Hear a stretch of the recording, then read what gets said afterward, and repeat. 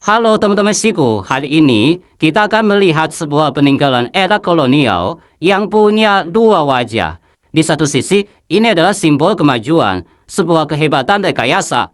Tapi, di sisi lain, bangunan ini menyimpan cerita penderitaan manusia yang, jujur aja ya, sulit untuk kita bayangkan. Oke, lihat ini. Di Kabupaten Selang, Banten, berdiri sebuah struktur raksasa yang sekarang udah terbengkalai. Inilah bendungan Pamatayang lama. Sisa-sisa kejayaannya masih kelihatan ya, walaupun udah rapuh dimakan waktu.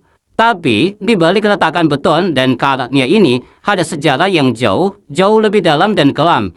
Nah, pertanyaannya, cerita apa sih yang sebenarnya dikunci di dalam dinding-dinding beton ini? Ini bukan sekedar cerita soal bangunan atau irigasi loh. Ini adalah studi kasus yang nunjukin di mana sebuah kekuatan kolonial membangun peradaban mereka di atas keringat, darah, dan bahkan nyawa rakyat dajahannya.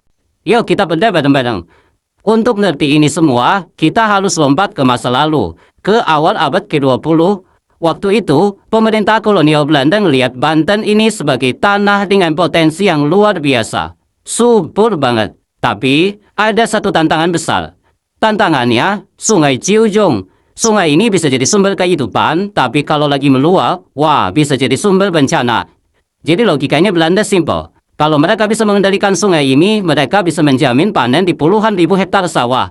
Dan ini penting banget. Karena kalau mereka bisa kendalikan air, mereka kendalikan pangan. Dan kalau pangan udah di tangan, cengkeraman ekonomi mereka ke seluruh wilayah Banten bakal makin kuat. Dan kita harus akui ya, kalau kita lihat murni dari kacamata teknik sipil, proyek ini tuh sebuah mahakarya pada zamannya. Skalanya, teknologinya, ini benar-benar gila untuk awal tahun 1900-an. Coba dia lihat lini masa ini. Proyek ini butuh waktu 20 tahun untuk selesai. 20 tahun. Dari tahun 1905 sampai 1925. Bisa bayangin? Hampir satu generasi dihabiskan cuma untuk membangun satu struktur ini aja sebelum akhirnya direhabilitasi lagi tahun 70-an. Plus biayanya 5 juta gulden, itu mata uang Belanda waktu itu. Dan 5 juta itu angka yang astronomis banget, mungkin setara triliunan rupiah kalau sekarang. Investasi segede ini nunjukin betapa pentingnya proyek ini buat mereka, bukan cuma fungsinya, tapi juga sebagai simbol kekuasaan. Kemegahannya itu kelihatan banget dari arsitekturnya. Desainnya itu campuran unik antara kastil Eropa abad pertengahan sama kuil Yunani kuno. Terus ada dua menara ikonik, yang satu atapnya datar, satunya lagi mirip mahkota. Semuanya dibangun pakai material paling modern waktu itu, baja dan beton, plus 10 pintu air raksasa. Jadi ini bukan sekedar bendungan, ini sebuah pernyataan sikap. Tapi, di balik setiap balok beton yang megah dan setiap pelat baja yang kokoh itu, ada harga yang harus dibayar. Nah, sekarang kita masuk ke sisi paling gelap dan paling tragis dari cerita bendungan Pamatayang, biaya manusianya. 300.000, itu perkiraan jumlah orang yang dipekerjakan selama 20 tahun pembangunan itu.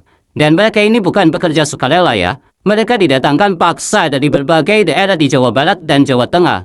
Tujuannya cuma satu, bangun bendungan ini dengan biaya seminimum mungkin.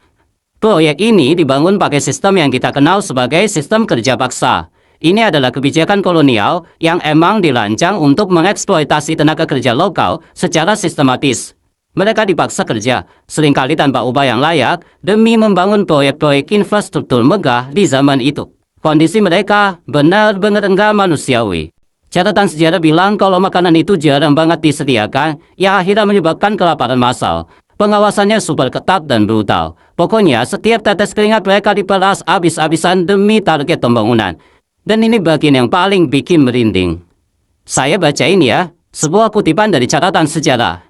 Jika terdapat pekerja yang susah diatur, maka akan langsung dijebloskan ke dalam penjara yang ada di dalam bangunan beton bendungan. Coba, renungkan kalimat itu. Bahkan ada cerita turun-temurun yang bilang kalau pekerja yang meninggal atau dihukum mati, jasadnya langsung dicampur ke dalam adukan beton.